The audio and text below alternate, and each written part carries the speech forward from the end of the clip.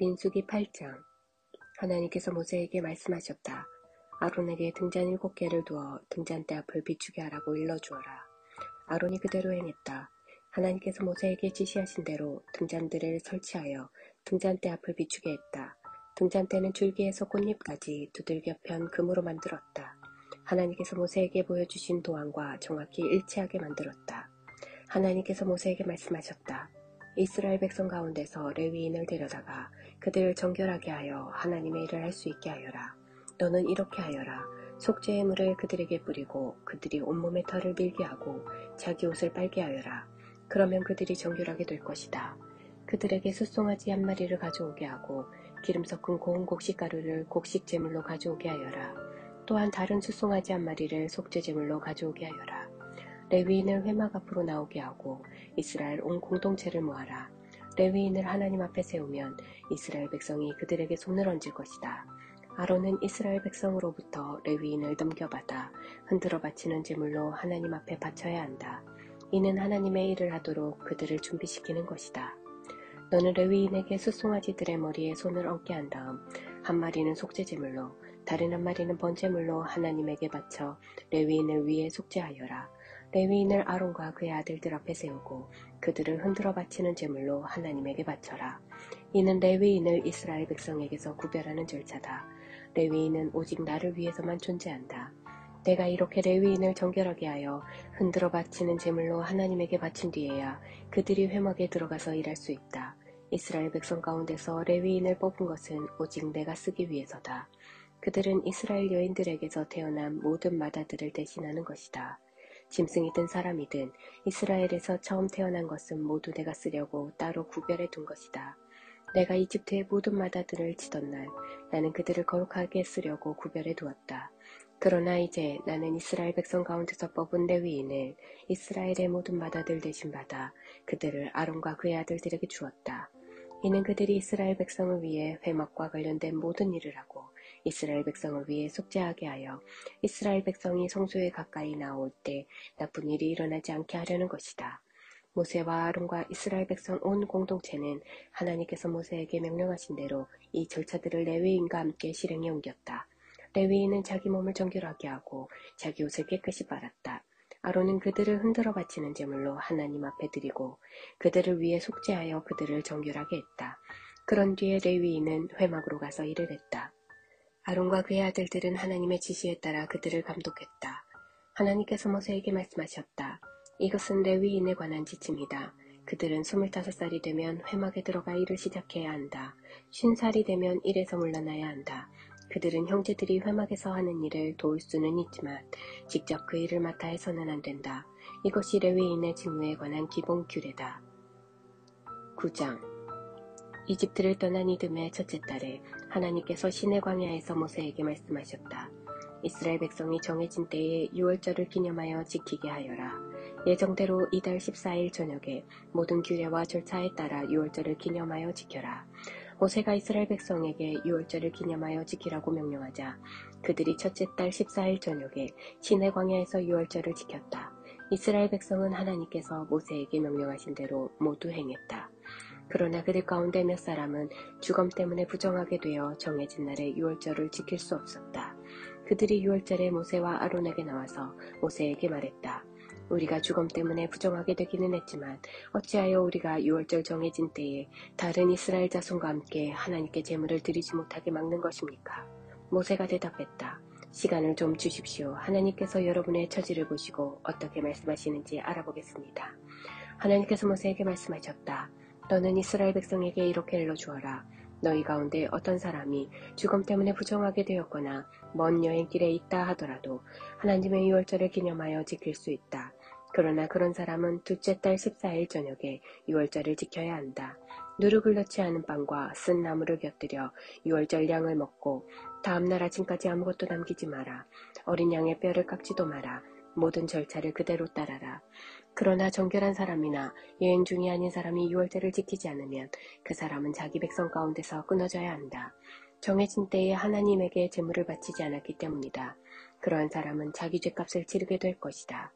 너희와 함께 사는 외국인이 하나님의 유월절을 지키려면 모든 규례와 절차를 따라야 한다. 외국인이나 본국인에게나 똑같은 절차가 적용된다. 성막을 세우던 날 구름이 성막 곧 증거판이 보관된 성막을 덮었다. 해가 질 무렵부터 새벽녘까지 구름이 성막을 덮고 있었다. 그 구름은 불처럼 보였다. 구름은 그렇게 항상 성막을 덮고 있었고 밤이 되면 불처럼 보였다. 구름이 성막 위로 올라갈 때면 이스라엘 백성이 행진했고 구름이 내려와 머물 때면 백성이 진을 쳤다. 이스라엘 백성은 하나님의 명령에 따라 행진하고 하나님의 명령에 따라 진을 쳤다. 구름이 성막 위에 머무는 동안에는 진을 쳤다. 구름이 성막 위에 여러 날을 머물면 그들은 하나님의 명령에 따라 행진하지 않았다. 구름이 성막 위에 머물러 있는 동안에는 하나님의 명령에 순종하여 진 안에 머물렀고 하나님께서 명령을 내리시면 곧바로 행진했다. 구름이 해가 질 무렵부터 새벽녘까지 머물다가 동이 틀 무렵에 올라가면 그들은 행진했다. 밤이든 낮이든 상관없이 구름이 올라가면 그들은 행진했다. 구름이 성막 위에 이틀을 머물든 한 달을 머물든 한 해를 머물든 상관이 없었다.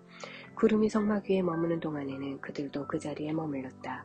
그러다가 구름이 올라가면 그들도 일어나 행진했다. 그들은 하나님의 명령에 따라 진을 치고 하나님의 명령에 따라 행진했다. 그들은 모세가 전한 하나님의 명령에 순종하며 살았다.